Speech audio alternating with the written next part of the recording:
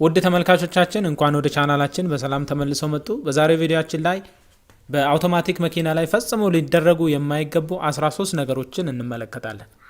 አውቶማቲክ መኪኖችን ከሌሎቹ ልዩ የሚያደርጋቸው ለመንዳት ቀላል መሆናቸው ነው። ነገር ግን በአሽከርካሪ በሚሰራ ትንሽ ስህተት ለብዙ ወጪ የሚዳርግ ብልሽት ላይ ልንወድቅ እንችላለን። ስለዚህ በዚህ ቪዲዮ ላይ 13 አውቶማቲክ መኪና ላይ ፈጽሞ ሊደረጉ የማይገባቸው ነገሮችን እንመለከታለን። ቪዲዮውን ከማየታችሁ በፊት ላይክ ብላችሁ ብትጀምሩ ለብዙ ሰው እንዲደርስ አስተዋጽኦ ማድረግ ትችላላችሁ። ለዚህ ቻናል አዲስ ከሆናችሁ እዚህ ሰብስክራይብ ማድረግ እንዳትረሱ። እስኪ አሁን በቀጥታ ሊደረጉ ወደማይገባቸው 13 ነገሮች እንሂድ። የመጀመሪያው አንድ ቁጥር፣ በምንም አይነት ሁለት እግራችንን ተጠቅመን አውቶማቲክ መኪናን ማሽከርከር የለብንም።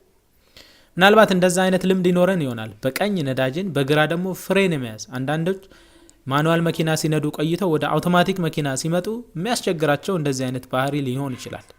ፈጽሞ ሊደረግ የማይገባ ነገር ነው። በሁለት እግር አውቶማቲክ መኪና ፈጽሞ መነዳት የለበትም። ምክንያቱም ምንድነው? አንዳንዴ በምንደነገጥበት ሰዓት ሁለቱንም አንዴ እንረግጣቸው ይሆናል። ነዳጁንም አንዴ ፍሬኑንም አንዴ ስንረግጥ አሁን ይሄ በአውቶማቲክ ካምቢዮ ውስጥ ያሉት የካምቢዮ ክፍሎች እንዲጨነቁ ያደርጋል። መኪናው እንዲሄድ ነዳጅ ሰጥተናል፣ እንዳይሄድ ደግሞ ፍሬን ይዘናል። ስለዚህ እንደዚህ አይነት ሁኔታ እንዳይፈጠር ፈጽሞ ሁለት እግራችንን መጠቀም የለብንም። ስለዚህ እንደዚህ አይነት ልምድ አውቶማቲክ ካምቢዮ እንዲበላሽ ያደርጋል። እንደዚሁም ፍሬናችንም ቢሆን አላስፈላጊ ስራ በመስራት እንዲበላሽ ሊያደርግብን ይችላል። ሁለተኛ፣ መኪናው ሙሉ ለሙሉ ሳይቆም በምንም አይነት የመኪናችንን ማርሽ ፓርክ ላይ ማድረግ አይኖርብንም። እርግጥ ነው አንዳንድ ዘመናዊ መኪኖች መኪናው ሙሉ ለሙሉ ሳይቆም ፓርኪንግ ላይ እንዳይሆን ያደርጋሉ። ነገር ግን እየተጓዘ ያለን መኪና ፓርኪንግ ላይ በምናደርግበት ሰዓት ፓርክ የምታደርገዋ ትንሽዬ ብረት እንድትሰበር ሊያደርግ ይችላል። ሙሉ ለሙሉ ሳይቆም ፈጽሞ እንደዛ ማድረግ የለብንም። ካምቢያችን ላይ ፓርክ የሚባለው የምንጠቀምበት መኪናው ከቆመበት እንዳይነቃነቅ ለመጠቀም ብቻ ነው እንጂ መኪናውን ለማቆም ፈጽሞ መጠቀም የለብንም። መኪናውን በፍሬን ካቆምነው በኋላ ከዛም ሙሉ ለሙሉ መቆሙን ካረጋገጠን በኋላ ፓርክ የሚለው ላይ ማድረጋችን የተገባ ነው። አለበለዚያ እየሄደ ያለ መኪና ፓርክ ላይ ለማድረግ በምንታገልበት ሰዓት መኪናው ካምቢዮ እንዳይንቀሳቀስ የምታገደዋ ብረት በቀላሉ ልትሰበር ትችላለች። ስለዚህ በሁለተኛ ደረጃ መኪናው ሙሉ ለሙሉ ሳይቆም ፈጽሞ ፓርክ ላይ መደረግ የለበትም። አውቶማቲክ መኪና ላይ ፈጽሞ ሊደረግ የማይገባው ሶስተኛ ነገር መኪናው ቁልቁል እየሄደ እያለ ማርሹን ዜሮ ላይ ማድረግ ወይም ኒውትራል የሚለው ላይ ማድረግ። አንዳንድ ሰዎች ነዳጅ ይቆጥብልናል በሚል ሀሳቤ አውቶማቲክ መኪናን ኒውትራል ላይ ያደርጉታል። ነገር ግን እንደዛ ማድረግ ተሽከርካሪውን መቆጣጠር አስቸጋሪ እንዲሆን ሊያደርግ ይችላል። እንደዛ ከማድረግ ይልቅ ሁለት ወይም አንድ ላይ ወደ ታች ማርሻችንን መቀየር ነው እንጂ የሚገባን ፈጽሞ ኒውትራል ላይ ማድረግ አይገባንም ማለት ነው። ዜሮ ላይ ማድረግ ጫናው በሙሉ በፍሬም ብቻ እንዲሆን ያደርጋል። ሞተሩ መኪናውን ለማቀዝቀዝ የሚኖረውን አስተዋጽኦ ፈጽሞ ስለምናስወግደው ፈጽሞ እንደዚህ ማድረግ አይኖርብንም ማለት ነው። ነዳጅ እንቆጥባለን ብለን ለሌላ አደጋ ልንጋበዝ እንችላለን። አንዳንድ ዘመናዊ መኪኖች አስተውላችሁ ይሆናል ፍሬን ወዲያውኑ ሲያዝ እንዲቆሙ የሚያደርጋቸው ማርሹም አብሮ ስለሚያግዛቸው ጭምር። ስለዚህ ያንን ዜሮ ላይ የምናደርግ ከሆነ አንደኛ ካምቢዮ ውስጥ ያሉትን እቃዎች እንደዚሁም ከሞተሩ እግር ጋር ያለውን ግንኙነት ስለምናቋርጥ ፍሬን በምንይዝበት ጊዜ መኪናው ከቁጥጥር ውጭ እንዲሆን ሊያደርግ ይችላል። አራተኛው፣ መኪናው ከቆመ በኋላ ሙሉ ለሙሉ ከቆመ በኋላ የእጅ ፍሬን ሳንይዝ መውረድ ፈጽሞ ልናደርገው የማይገባ ነው። ካምቢዮ ላይ ያለውን ፓርክ ብቻ ተማምነን የእጅ ፍሬን ሳንይዝ መውረድ የለብንም። ምክንያቱም ቀደም እንደተመለከትነው ይሄንን ካምቢዮን እንዳይዞር የምትይዘዋ ብረት ትንሽዬ ብረት ነች እና የመኪናውን ጠቅላላ ክብደት እዛች ብረት ላይ ማሳረፍ ብረቱ በቀላሉ እንዲበላ እንዲሁም እንዲሰበር ሊያደርግ ይችላል። ስለዚህ ለአደጋ የሚጋብዝ ነው የሚሆነው። በተለይ ዳገታማ መንገድ ላይ ወይም ቁልቁለታማ መንገድ ላይ መኪናችንን ካቆምን የመኪናውን ጠቅላላ ክብደት እዛች ትንሽዬ ብረት ላይ ማድረጋችን ፈጽሞ የተገባ አይደለም። ይሄ ለአደጋ ሊያጋልጥ ይችላል። ስለዚህ ሁሌም መኪናውን እናቆመው፣ ከዛ የእጅ ፍሬን እንሳብ፣ ከዛ በኋላ ፓርክ የሚለውን የካምቢዮችንን ፓርክ ላይ እናደርገዋለን። እንደዚህ የምናደርግ ከሆነ አሁንም መኪናችን ደህንነቱ ተጠብቆ እንዲቆም ልናደርገው እንችላለን ማለት ነው። ስለዚህ ሁሌም የእጅ ፍሬን መሳባችንን አንርሳ። ሌላው አምስተኛው ልናደርግ የሚገባው ነገር መኪናችን ለረጅም ሰዓት የሚቆም ከሆነ ድራይቭ ላይ አድርገን ፈጽሞ መቆየት የለብንም። ዲ ላይ ዝም ብለን የምናስቀምጠው ከሆነ ይሄም ለችግር ይዳርገናል። በዋነኝነት የሚያመጣው ችግር ምንድነው? ካምቢዮ ውስጥ ያሉት ነገሮች በሙሉ እንቅስቃሴና ስራ ስለሚጀምሩ ሰበቃው ስለሚጨምር እንዲሞቅ ያደርጋል። ስለዚህ ካምቢዮአችን ሙቀቱ እየጨመረ እንዲሄድ ሊያደርግ ይችላል እና ይሄ ደግሞ አላስፈላጊ ብክነት ነው የሚሆነው። ስለዚህ ለረጅም ሰዓት የምንቆም ከሆነ መኪናችንን ፓርክ ላይ ወይም ኒውትራል ላይ ማድረጋችን የተገባ ነው። እንደውም ነዳጅ ለመቆጠብም ቢሆን ሞተሩን ማጥፋታችን ጥሩ ዘዴ ነው። ቆመው ለረጅም ሰዓት የሚያወሩ ሰዎች አይታችሁ ይሆናል። እንዳለ ዲ ላይ አድርገውት የሚያወሩ ከሆነ ይሄ ያለምንም ጥቅም ካምቢዮ እንዲግል ያደርገዋል። ስለዚህ የካምቢዮ ሙቀት መጨመር ደግሞ እዛ ውስጥ ያለው ሰበቃ እንዲጨምር ስለሚያደርገው እዛ ውስጥ ያሉ እቃዎች እድሜያቸው አጭር ይሆናል። ስለዚህ ለረጅም ሰዓት የምትቆሙ ከሆነ ወይ ሞተሩን አጥፉት ወይም ማርሻችሁን ፓርክ ላይ አድርጉት ወይም ደግሞ እንደዚሁ ኒውትራል ላይም ልታደርጉት ትችላላችሁ። 7ኛ ካምቢዮ ውስጥ በፍጹም ውሃ እንዲገባ መደረግ የለበትም። ስለዚህ ውሃ ወደ ካምቢዮ እንዲገባ የሚያደርግ ምንም አይነት መንገድ ውስጥ ባለመንዳት፣ ጥልቀት ያለው ውሃ ውስጥ አውቶማቲክ መኪኖችን ባለመንዳት አሁንም ካምቢዮአችን እድሜው እንዲረዝም ማድረግ እንችላለን። ካምቢዮ ንፋስ እንዲናፈስ ለማድረግ የተዘጋጀ ቀዳዳ አለው፣ ቬንት ተብሎ የሚጠራ።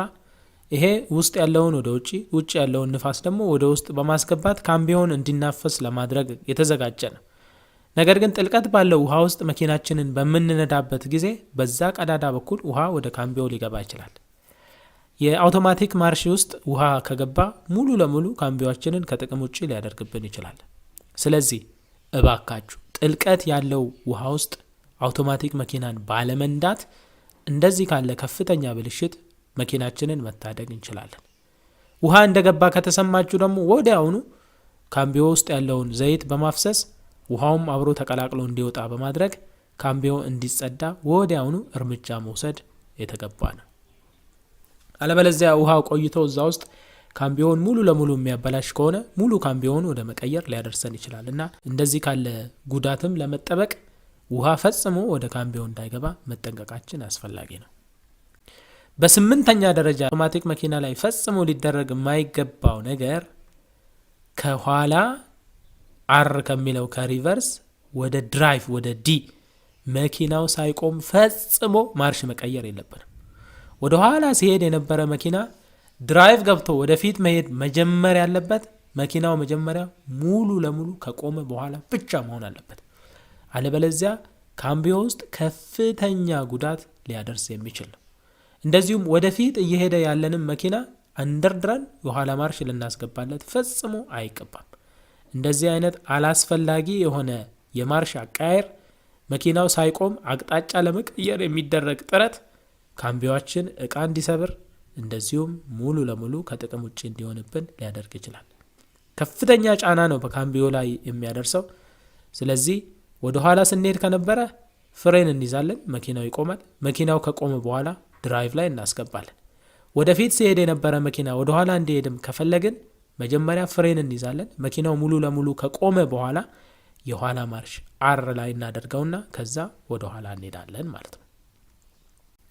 9ኛው ፈጽሞ ሊደረግ የማይገባ ነገር በርናውት የሚባል በእንግሊዝኛ በርናውት ማለት አንዳንድ አሽከርካሪዎች አይታችሁ ይሆናል። መኪናቸውን ጎማውን ጭስ በጭስ እያደረጉት እዛው እንዲዞር አድርገው መንጭቀው ለማስነሳት የሚደረግ ጥረት አለ።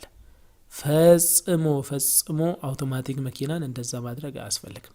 ምን እንደማለት መሰላችሁ? ለምሳሌ የእጅ ፍሬን ግጥም አድርጎ ይዞ ከዛ ማርሻ አስገብቶ ነዳጅ ሰጥቶ መኪናው ሞተሩ ምኑ አንድ ላይ በፍጥነት ከዞረ በኋላ መንጭቆ ለማስነሳት የሚደረግ ጥረት ነው። ይሄም ፈጽሞ ሊደረግ የማይገባው ነው። ምክንያቱም በካምቢዮ ውስጥ ያሉ ፍሪሲዮኖች አሉ። እነዛ ፍሪሲዮኖች ናቸው ኃይል የሚያስተላልፉት። በፍጥነት እንዲዞር ካደረግን መኪናው ሳይድ በፍጥነት እንዲዞር ካደረግናቸው ሰበቃቸው ይጨምራል። በነዛ መካከል ያለው ፍትጊያ በጣም ስለሚጨምር እንደዚህ ያለው ነገር መኪናችንን ካምቢዮ ያበላሽብናል። ለአውቶማቲክ ብቻ አይደለም፣ በነገራችን ላይ እንደዚህ አይነቱ እንቅስቃሴ ለማኑዋል መኪኖችም የማይመከር ነው። ማኑዋል መኪኖች ላይ የፍሪሲዮን ሸራዋ እንድትቃጠል ያደርጋታል እና ፍሪሲዮን ዲስኳ እንድትቃጠል ስለሚያደርግ ፈጽሞ እንደዚህ ካለ ድርጊት ራሳችንን መቀባችን የተገባ ነው።